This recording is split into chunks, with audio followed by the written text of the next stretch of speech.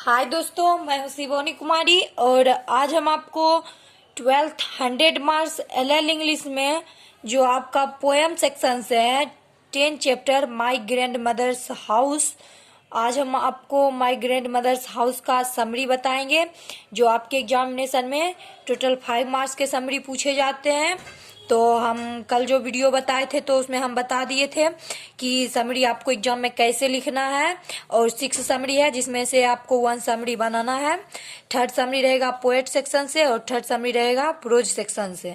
तो हम कल बता चुके हैं, आप देख लीजिएगा। द सोल्जर समरी जब हम बता रहे थे तो उसमें बता दिए हैं, तो आप देख लीजिएगा। अगर किसी स्टूडेंट को लगता है कि हमको समरी कैसे लिखना है तो वो हम उसमें बता चुके हैं। ठीक है, तो आइए आज आपको हम माय ग्रैंड मदर्स हाउस का समरी बताएंगे जो कि आपके एग्जाम में 5 मार्क्स के टोटल पूछे जाते हैं। 1 समरी आपको बनाना है 6 समरी में। तो आइए देखिए, 3rd समरी आपको पोएम सेक्शन से रहेगा ही। तो देखिए आपका 10 चैप्टर जो है माय ग्रैंड मदर्स हाउस। तो माय ग्रैंड मदर्स हाउस जो है इसका हिंदी जो है मेरी दादी माँ का घर। ठीक है, मेरी दादी माँ का घर इसका हिंदी होता है। और इसके राइटर जो हैं कमला दास हैं, कमला दास। तो देखिए हम आपको राइटर का नाम इसलिए बताते हैं सारा वीडियो में समरी में, ताकि चैप्टर राइटर का नाम यदि जो स्टूडेंट मेरा वीडियो देखेगा जो हम समरी बता रहे हैं, अगर समरी भी 1-2 बार देख लेगा तो उसको ऑब्जेक्टिव लगभग 25-30 नंबर तक आ जाएगा।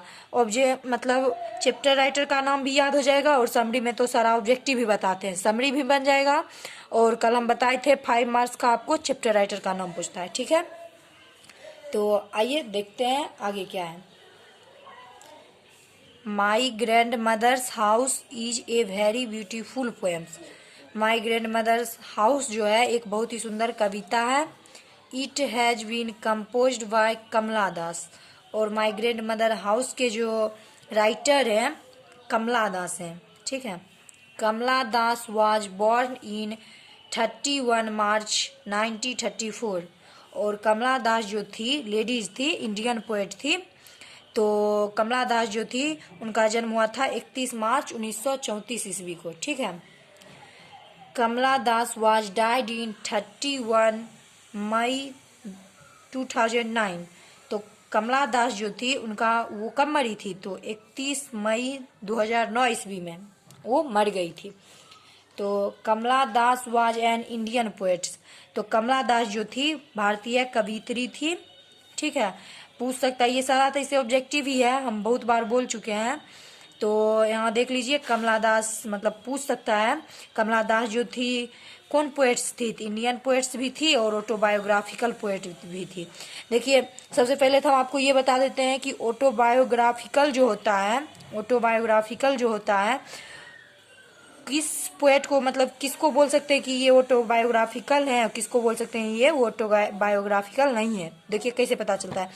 जैसे देखिए कमला दास जो है ना वो अपने बारे में बता रही है। कमला दास जो है वो खुद के बारे में बता रही है। ठीक है, कि उसकी दादी माँ का घर था, उस घर में क्या क्या हुआ, उसके साथ कैसा व्यवहार हुआ नहीं हुआ, तो वही बता रही है ना, तो इसीलिए ऑटोबायोग्राफिकल। जो खुद के बारे में बताता है उसी को बोला जाता है ऑटोबायोग्राफिकल। तो आपको पता चल गया कमला दास जो थी भारतीय कवियत्री थी। She is a known as the autobiographical poets in this poem. तो देखिए वह जो थी कमला दास जो थी इस कविता में आत्मकथात्मक कवियों के रूप में जानी जाती थी। ऑटोबायोग्राफिकल का हिंदी होता है आत्मकथात्मक, मतलब जो अपने बारे में बोलती है। ठीक है, तो यहाँ तक आपका फॉर्मेट हो गया है।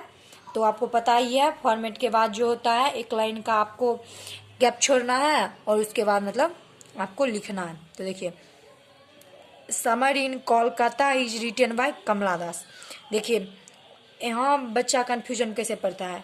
एक तो माई ग्रैंड मदर हाउस हो गया, उसके भी राइटर है कमला दास। और समर इन कोलकाता जो है उसके भी राइटर है कमला दास। तो अब समझ ही सकते हैं मतलब ये दोनों के राइटर एक ही हैं। ठीक है, तो हम ऑब्जेक्टिव डालेंगे तो उसमें सारा डाल देंगे, सारा कन्फ्यूजन दूर कर देंगे। तो मतलब पोएम्स में ज़्यादा थोड़ा है ना, मतलब जो राइटर है ना मतलब तो उसमें 2-2 मतलब है। ठीक है, तो हम ऑब्जेक्टिव वाला वीडियो डालेंगे ना उसमें सारा क्लियर हो जाएगा। कमला दास बेग्स एट स्ट्रेंजर्स डोर। कमला दास जो थी अजनबियों के दरवाजे पर भीख मांगने जाया करती थी। जब उसकी दादी माँ मर गई कमला दास की, तो वो अपने घर से जब बाहर हुई तो भीख मांगने के लिए दूसरे दरवाजे पर जाती थी। Kamala Das lived with grandmother happily. Kamala Das जो थी अपनी दादी माँ के साथ उस घर में बहुत खुश रहती थी। ठीक है। When her grandmother died, जब उसकी दादी मर गई, कमला दास की दादी मर गई, she started to another place, तो वह दूसरे जगह चल गई। ठीक है। Now there is no one to live in that house, अब जो है उस घर में रहने वाला कोई नहीं था। जिस घर में कमला दास और उसकी दादी माँ रहती थी, तो दादी माँ जब मर गई कमला दास के, तो वो घर से बाहर चली गई, दूसरे स्थान पे चली गई। तो अब जो है उस घर में रहने वाला कोई नहीं था। कमला दास रिसीव्ड हर ग्रैंड मदर्स हाउस लव। कमला दास जो थी अपनी दादी माँ के घर में अपनी दादी माँ से बहुत सारा प्यार पाई थी, तो ही वो याद कर रही थी अपनी दादी माँ के साथ जो समय वो व्यतीत की थी, वही सबको वो याद कर रही थी। She wished to go that house, वो याद कर रही थी और वह उस घर पर जाने की क्या कर रही थी, कामना कर रही थी। ठीक है, कामना, इच्छा। When she reached her house, तो जब वो अपने घर पहुंची, कमला दास घर गई, जब अपने दादी माँ की घर गई, तब देखिए क्या होता है। She found her house damaged, wild animals moved in that house. जब वो अपने दादी माँ का घर पहुंची तो उसने वहाँ देखा कि उसका घर जो है पूरी तरह से टूट फूट गया है और उसमें जो है कुछ जंगली जानवर अब रहने लगे थे। ठीक है, तो आपका समरी देखिए कितना लाइंस का टोटल है। देखिए हम काउंट कर देते हैं। 1 2 3 4 5 6 7 8 9 10 11 12 13 14 15 16 17 18 19। देखिए लगभग हम 19 लाइन को बताए हैं, समरी बताए हैं, सारा का सारा ऑब्जेक्टिव है। और देखिए हम आपको ये बता देना चाहते हैं कि आपके एग्जाम में जो कॉपी रहेगा ना, वो लगभग 10 या 12 लाइन का रहेगा। ठीक है, तो आप 10-12 लाइन, इससे बहुत जो आपको जो लाइन याद नहीं होगा, हम हिंदी भी समझा चुके हैं अच्छा से, जो लाइन आपको याद नहीं होगा तो आप बहुत 7 लाइन आपका हट रहा है, 7 लाइन हटा करके याद कर लीजिएगा। ऐसे 2-4 बार पढ़िएगा। देखिए ऐसे चाहिएगा, हम याद करेंगे तो याद नहीं होगा, मतलब उसमें समझना पड़ेगा। कमला दास जो है माय ग्रैंड मदर हाउस जो है वो बहुत ही सुंदर चैप्टर है। उनका जन्म कब हुआ था, मरण कब हुआ था, कमला दास जो थी कहाँ की पोएट थी, कमला दास जो थी वो मतलब ऑटोबायोग्राफिकल पोएट थी।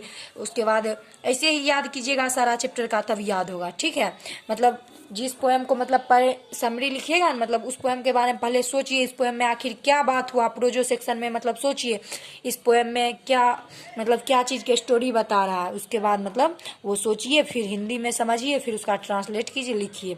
अगर उतना नहीं होता है तो हम जो वीडियो बता रहे हैं सारा वीडियो देखिए, समरी में कोई प्रॉब्लम नहीं होगा। तो ठीक है, ऑल द बेस्ट स्टूडेंट।